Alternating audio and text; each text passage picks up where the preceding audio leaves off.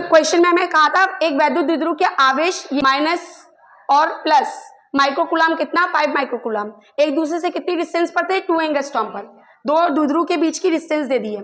ये हमने द्विध्रुव मान लिया ए बी, एक पर पॉजिटिव चार्ज है 5 माइक्रोकूलम, दूसरा है नेगेटिव चार्ज 5 माइनस का 5 माइक्रोकूलम। ठीक है, दोनों के बीच की डिस्टेंस है कितनी 2 एंगस्ट्रॉम।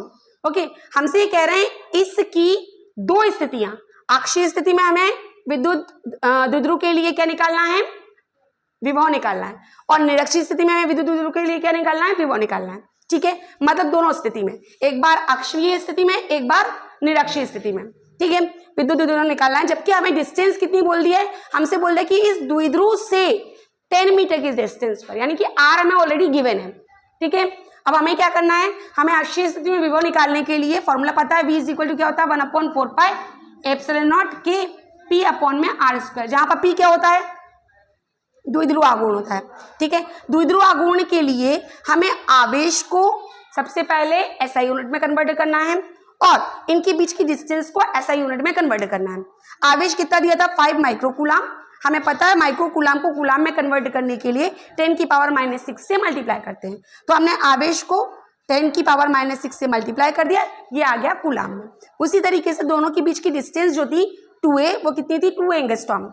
2 एंगस्ट्रॉम को हमने मीटर में कन्वर्ट किया, क्योंकि 2 एंगस्ट्रॉम जो है वो ऐसा यूनिट नहीं है, तो कितने का मल्टीप्लाई किया 10 की पावर -10 मीटर का मल्टीप्लाई किया, यहाँ से 2a डिस्टेंस आ गई। अब हमें अक्षीय स्थिति में विभव निकालने के लिए p चाहिए, द्विध्रुव आघूर्ण। द्विध्रुव आघूर्ण का फॉर्मूला क्या होता है, p is equal to q into 2a।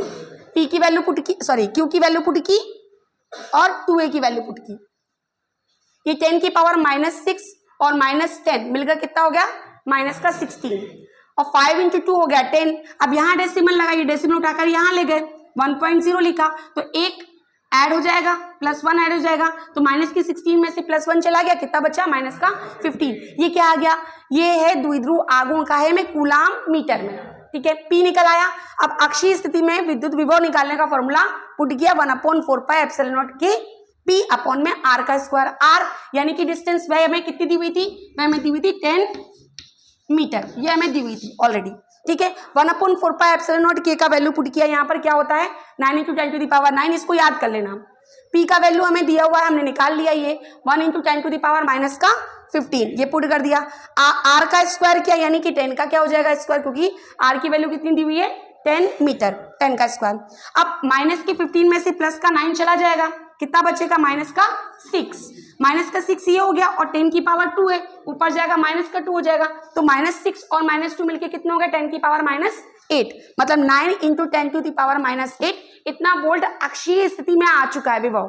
ठीक है, निरक्षीय स्थिति के लिए हमने ऑलरेडी इसका व्यंजक प्राप्त किया था, v इज इक्वल टू कितना होता था 0, तो निरक्षीय स्थिति में विभव कितना आ गया 0।